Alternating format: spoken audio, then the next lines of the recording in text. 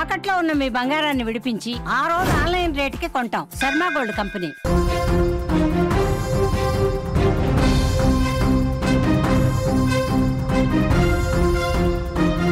మరో breaking news చూస్తున్నాం. రష్యాపై drone దాడులు కంటిన్యూ చేస్తుంది. ఉక్రెయిన్ ఏ మాత్రం కూడా తగ్గనని చెప్తోంది. ఏకంగా మాస్కోపైనే డ్రోన్లతో దాడి చేసింది. డ్రోన్లను రష్యా వాయుసేన అడ్డుకుంటున్న పరిస్థితి కనిపిస్తోంది. యుక్రెయిన్ దాడితో ఉనుకోవో అలాగే దొముడేదేవో క్లోజ్ చేసినట్టుగా రష్యా ప్రకటించింది. అజౌట్ రసాయనాల కర్మాగారంపై కూడా దాడి చేసింది యుక్రెయిన్. అలాగే మృతదేహాల అప్పగింతపై కూడా ఆలస్యం జరుగుతోంది. సరిహద్దుల్లో యుక్రెయిన్ సైనికుల భౌతికాయాలతో కంటైనర్లు నిలిచిపోయినట్లుగా మనకైతే సమాచారం అందుతోంది. మొత్తంగా ఎవరూ వెనక్కి తగ్గడం లేదని ఇక్కడ చెప్పుకోవచ్చు. ఇటు యుక్రెయిన్ అటు రష్యా ఇద్దరే ఒకరిపై ఒకరు వరుస దాడులతో యుద్ధాన్ని పీక్స్ కు చేర్చారు. ఆపరేషన్ స్పైడర్ వెబ్ తర్వాత యుక్రెయిన్ పై రష్యా భీకర్ దాడులతో విరుచుకుపడుతోంది. గత 3 రోజులుగా యుక్రెయిన్ రాజధానితో కీవ్ తో పాటు మిగిలిన జిల్లాల్లోకి రష్యా ఆయుధాలు తీసుకొచ్చాయని చెప్పుకోవచ్చు. అయితే ఈ దాడులకు ప్రతీకారంగానే యుక్రెయిన్ కూడా అటాక్ మొదలుపెట్టిందని చెప్పుకోవచ్చు. శనివారం సాయంత్రం రష్యాపై దాడులు చేసిన యుక్రెయిన్ ఆదివారం కూడా కంటిన్యూ చేసింది. ఏకంగా రష్యా రాజధాని మాస్కో వైపు యుక్రెయిన్ డ్రోన్లు దూసుకొచ్చాయి. అయితే 9ంటిని రష్యా వాయుసేన కూల్చివేసిందని కూడా మేయర్ సెర్గెల్ సోబ్యానిన్ తెలపడం జరిగింది. అయితే యుక్రెయిన్ దాడితో రష్యా ఉనుకోవో దొముడేదేవో విమానాశ్రయాలను కూడా పూర్తిగా నిలిపివేయాల్సి వచ్చినట్లుగా సమాచారం. విమానాశ్రయాల్లో విమానాలను నిలిపివేసినట్టు రష్యా పౌర విమానయాన సంస్థ రోసావియత్సియా తెలిపింది. అలాగే తులా రీజియన్లో ఉన్న అజౌట్ రసాయనాల కర్మాగారంపై కూడా యుక్రెయిన్ డ్రోన్ దాడి చేసినట్లుగా మనకి కనిపిస్తోంది. ఏ కారణంగా కొద్దిసేపు మంటలు కూడా వ్యాపించాయి. ఇందులో 2 గాయపడిన పరిస్థితి కూడా అక్కడ కనిపిస్తుందని చెప్పుకోవచ్చు. అక్కడ మనం చూడొచ్చు విజువల్స్ లో కూడా డ్రోన్స్ ఏ విధంగా పేలుతున్నాయో కూడా మనకి ఇక్కడ క్లియర్ గా కనిపిస్తున్న పరిస్థితి అయితే మనకి ఇక్కడ క్లియర్ గా కనిపిస్తోంది. నువ్వు మా రాజధానిని కొడితే మేము మీ రాజధానిని కొడతామని కూడా టచ్ చేస్తాం అనే రీతిలో జెలెన్స్కీ మాస్కోపైకి డ్రోన్లను పంపి మరోసారి రష్యాను రెచ్చగొట్టే ప్రయత్నం చేశారు. ఇప్పటికే యుక్రెయిన్ చేసిన ఆపరేషన్ స్పైడర్ వెబ్ దాడికి రగిలిపోతున్న పుతిన్ మళ్లీ దాడుల నేపథ్యంలో ఇక ఆలోచించే పరిస్థితి కూడా ఉండదని కూడా యుద్ధ నిపుణులు అంచనా వేస్తున్న పరిస్థితి కనిపిస్తుంది. ఒకవైపు జెలెన్స్కీ యుద్ధం ఆపాలని కోరుతున్న పరిస్థితి. అందుకోసం ప్రపంచ దేశాలు ముందుకు రావాలని పుతిన్తో మాట్లాడాలని వేడుకుంటున్నారు.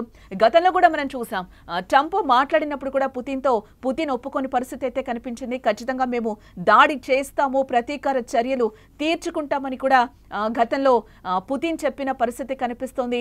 మా మీద ఉగ్ర దాడి చేస్తోంది అని కూడా ఆయన చెప్పిన పరిస్థితి, పుతిన్ చెప్పిన పరిస్థితి కనిపిస్తోంది. అదే రీతిలో ఈరోజు ఎంత పగుందో అంత పగ కూడా పుతిన్ తీర్చుకుంటున్న పరిస్థితి కనిపిస్తుంది. ఇదే నేపథ్యంలోనే యుక్రెయిన్లో ఎలాంటి పరిస్థితులు తలెత్తాయో ఈ రోజు జెలెన్స్కీ వచ్చి వేడుకుంటున్న పరిస్థితి కనిపిస్తుంది.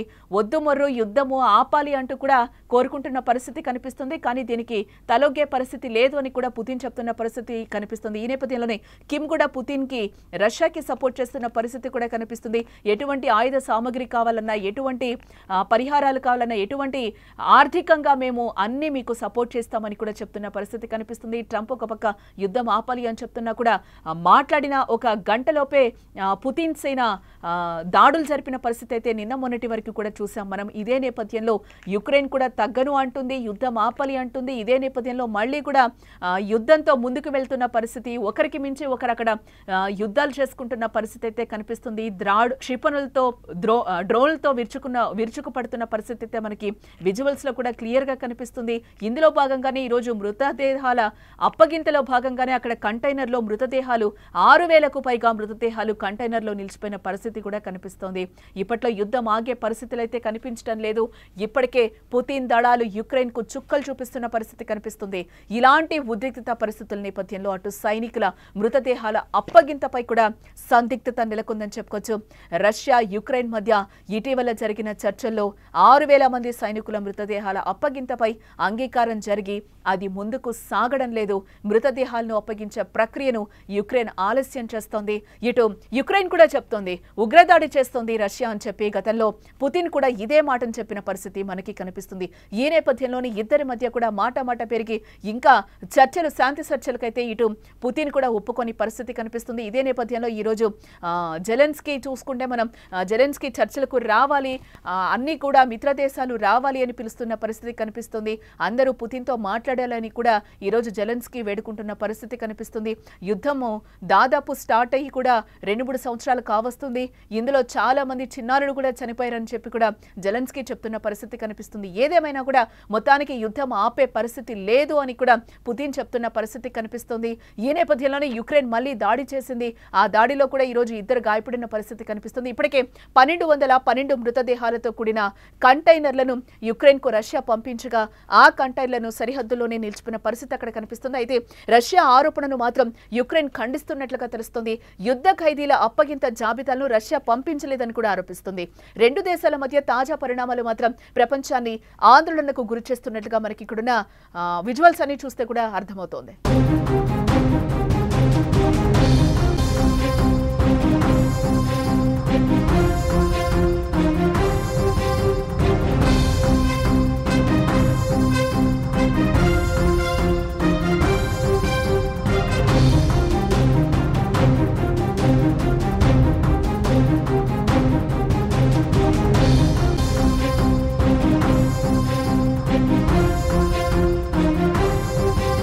ఇక్కడ మనం చూడొచ్చు, ఎవరు కూడా వెనక్కి తగ్గడం లేదు. ఇటు యుక్రెయిన్ కానీ అటు రష్యా కానీ ఇద్దరే అన్నట్లుగా ఉంది. ఒకరిపై ఒకరు వరుస దాడులతో యుద్ధాన్ని పీక్స్ కు చేర్చారని చెప్పుకోవచ్చు. ఆపరేషన్ స్పైడర్ వెబ్ తర్వాత యుక్రెయిన్ పై రష్యా భీకర దాడులతో విరుచుకుపడుతున్న పరిస్థితి మనకు కనిపిస్తుంది. గత 3 రోజులుగా మనం చూస్తున్నాం. యుక్రెయిన్ రాజధానితో కీవ్ తో పాటు మిగిలిన జిల్లాల్లోకి రష్యా ఆయుధాలు దూసుకొచ్చాయి. అయితే ఈ దాడులకు ప్రతీకారంగా యుక్రెయిన్ కూడా అటాక్ మొదలుపెట్టిందని చెప్పుకోవచ్చు. శనివారం సాయంత్రం రష్యాపై దాడులు చేసిన యుక్రెయిన్ ఆదివారం కూడా కంటిన్యూ చేసిందని చెప్పుకోవచ్చు. ఏకంగా రష్యా రాజధాని మాస్కో వైపు యుక్రెయిన్ డ్రోన్లు దూసుకొచ్చాయి. అయితే 9ంటిని రష్యా వాయుసేన కూల్చివేసిందని మేయర్ సెర్గెల్ సోబ్యానియన్ తెలిపారు. యుక్రెయిన్ దాడితో రష్యా ఉనుకోవో దొమడదేవో విమానాశ్రయాలను కూడా మూసివేయాల్సి వచ్చిన పరిస్థితి అక్కడ ఏర్పడింది.